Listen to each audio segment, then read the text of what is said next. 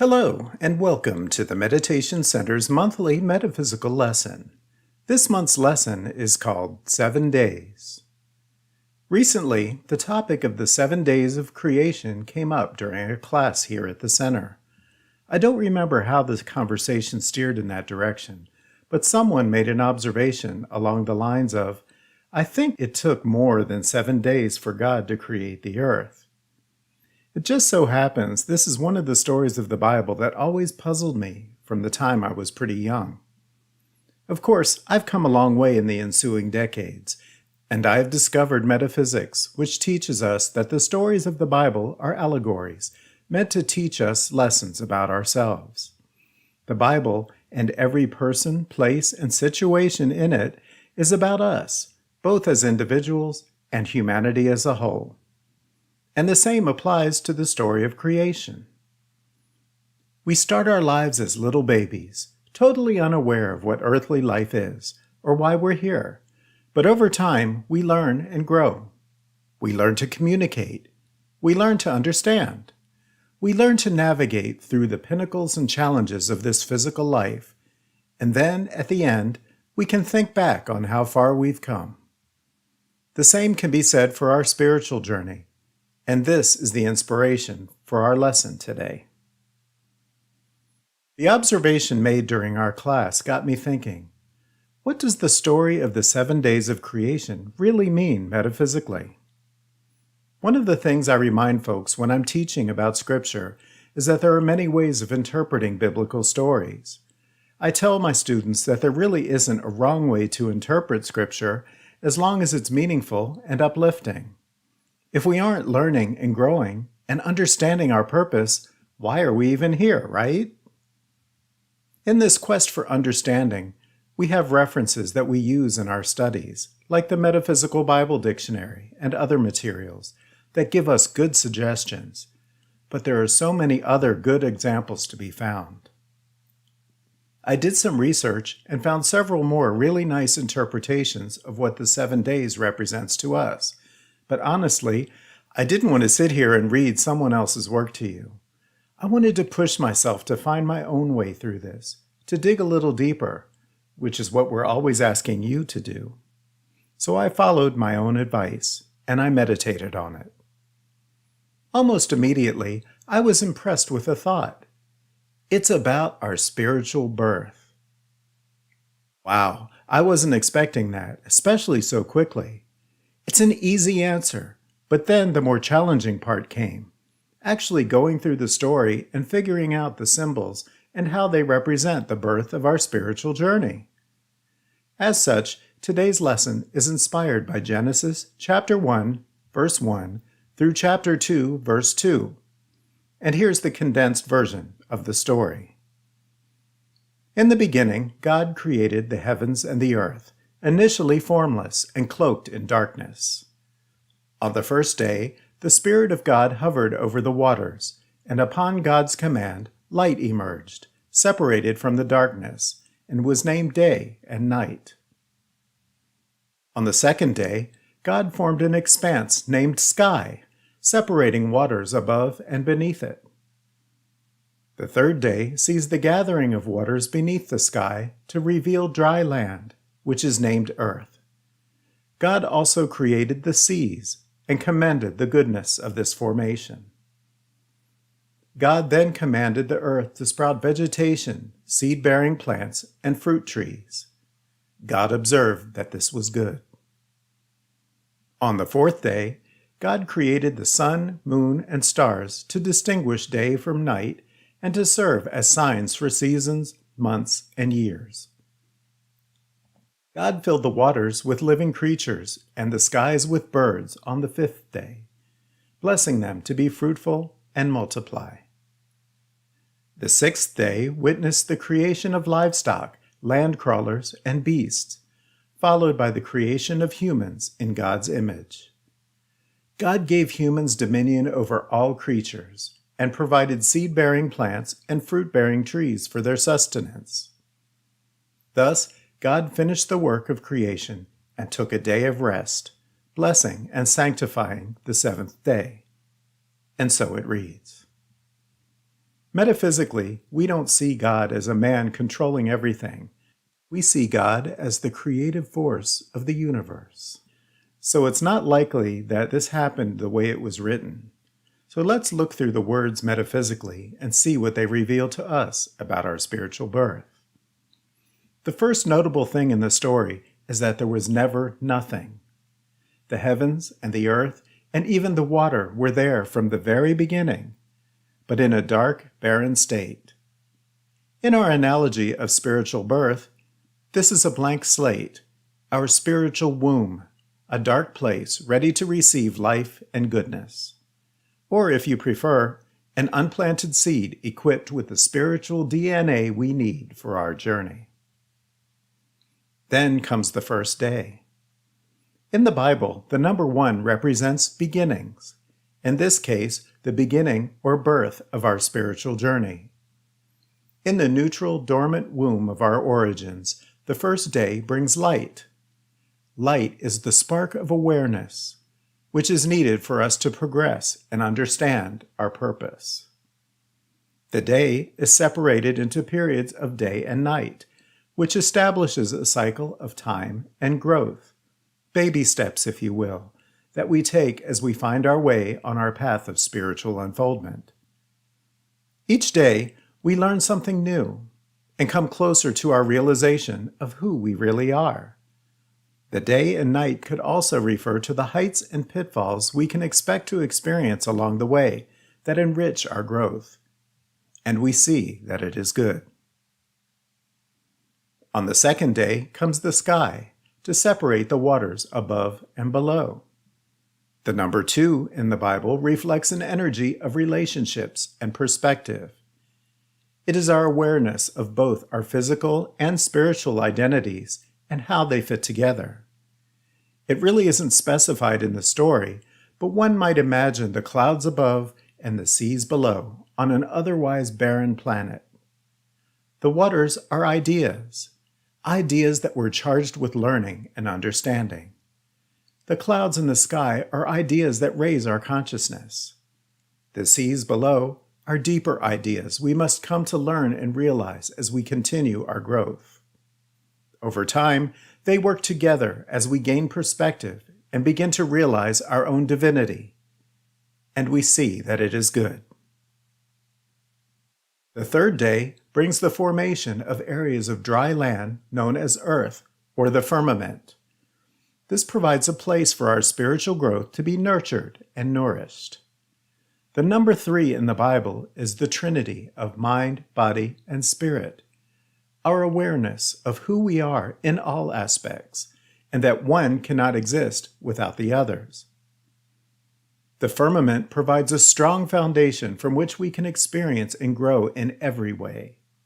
Some might refer to this foundation as faith. On this land, plant life begins to grow.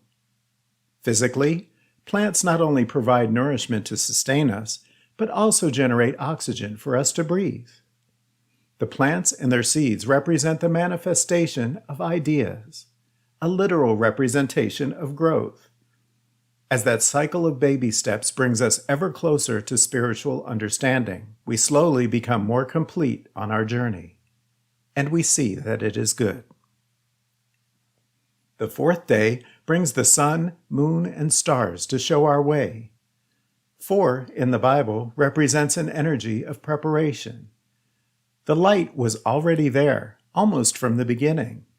But now we're prepared to see where the light is coming from.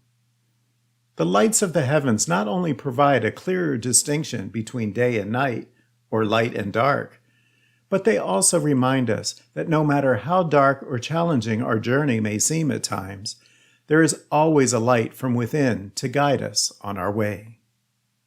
We begin to understand our strength and power, even when it seems like we aren't sure where we should go. And we see that it is good. The 5th day in the story is where animal life appears, the fish in the seas and the birds in the skies. The ideas that are represented by the waters above and below are now manifesting and rewarding us as our awareness continues to blossom. 5 in the Bible represents our 5 senses, not only the ones we use physically, but also the ones we use to connect with higher spirit. As above, so below.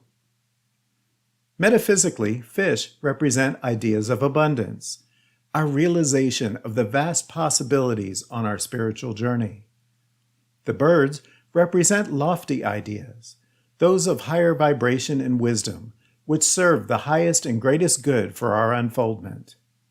And we see that it is good. On the 6th day, the rest of animal life begins to appear. The beasts of the land are the spiritual tools we need to progress to a higher state. We can rely on them as we do our work, and they help sustain us through the energy they share with us and we share with each other. This is also where human life appears. Created in the image of God, we begin to realize that we aren't the subjects of a man in the sky, but rather an expression of divine creation, with the ability to create and manifest, and understand the responsibility that comes with it. As expressions of God energy, we realize our power and dominion, not over literal plants and animals, but over the thoughts and ideas of life, and the challenges we must experience for true spiritual understanding to take place. The number 6 in the Bible represents our perception of duality, that we are physical human beings dealing with human things, but also spiritual beings, knowing deep in our soul that those earthly challenges we tend to resent along the way are always helping us to grow and learn and blossom. We aren't really dual beings, but rather a single being expressing both ideas. And this is where the story of creation ends, with us being fully formed spiritual beings, not just as the humans in the story, but also all of the other elements as well. We are the water, the earth, the sky, the stars, moon, and planets, the plants and animals, and what they represent on the journey that we're in the process of understanding and completing. And we see that it is good. By the 7th day, our spiritual birth is complete. 7 in the Bible represents this idea of completion. The 7th day in our story is the basis for the idea of Sabbath, a time of reflection and appreciation. Everything is as it is meant to be. And when we're in perfect harmony with the universe around us, we realize that perfection, not only around us, but within us. We are whole, perfect, and complete, just the way we are. We have everything we need, and we're equipped to navigate this journey of spiritual growth and unfoldment. If we don't take time occasionally to stop and look at what we've gained, we can easily lose track of where we are or what our higher purpose is. And we don't have to wait to be grateful.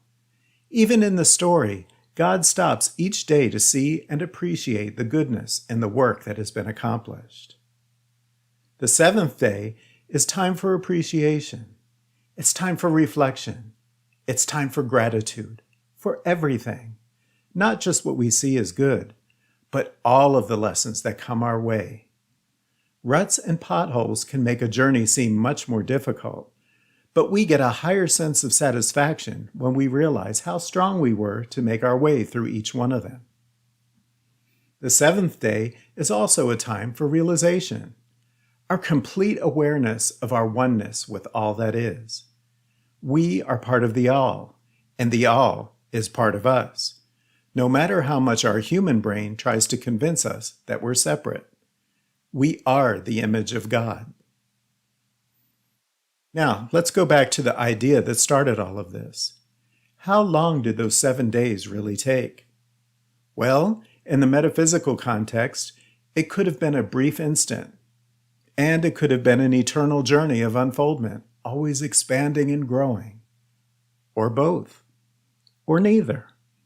In the grand scheme of things, does it really matter? It's merely a symbol to remind us of who we really are. In the end, the story isn't about how we got here. We call it creation because our human brains have an innate need to understand our origins and to satisfy the human presumption that time and history are linear and therefore must have a beginning and an end. But it's a much bigger story than that. It's about who we are and why we're here and where we're going with it all. Just like the first chapter of the first book of the Bible, birth is just the beginning, opening a door to a fulfilling adventure designed to help us expand our consciousness. Where are you going on your spiritual journey? What have you learned? What more do you need to accomplish to achieve true spiritual understanding and awareness? To me, the answers to these questions determine how long 7 days really is, whether it's a literal week or many lifetimes. The more we strive to express that loving God energy of harmony, kindness, compassion, and peace, and avoid the earthly temptations of anger, fear, hatred, and doubt, the sooner we get to that figurative seventh day, when, just like the personified God in our story, we can sit back, take stock in it all, bless it, and see that it is good. Many blessings on your journey. Namaste. For additional lessons and meditation ideas, visit our website at www.meditatewnc.org. Thank you for joining us.